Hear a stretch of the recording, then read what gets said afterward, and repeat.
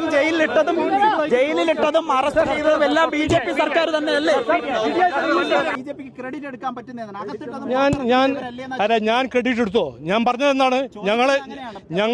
ഞങ്ങളോട് 5-6 ദിവസം മുമ്പേ സഭ വിളിച്ച് സഹായിക്കണം എന്ന് പറഞ്ഞു. ഞങ്ങൾ സഹായിക്കാൻ ഇറങ്ങി.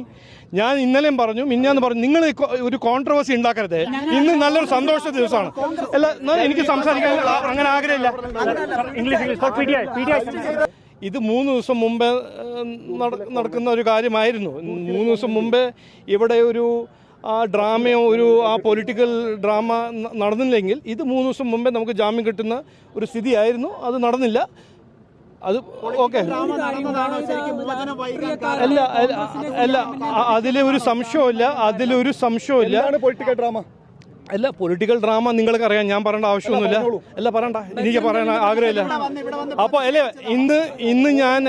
ഇന്ന് ജുഡീഷ്യറിക്ക് നന്ദി പറയുന്നു. നമ്മുടെ പ്രധാനമന്ത്രിയും ആഭ്യന്തരമന്ത്രി അമിത്ഷാജിക്ക് നന്ദി പറയുന്നു. ഇവിടുത്തെ മുഖ്യമന്ത്രിനെ ഞാൻ കണ്ടു, അദ്ദേഹത്തോട് ഞാൻ നന്ദി പറഞ്ഞു. ആഭ്യന്തരമന്ത്രിനെ കണ്ടു, അവരെ നന്ദി പറഞ്ഞു.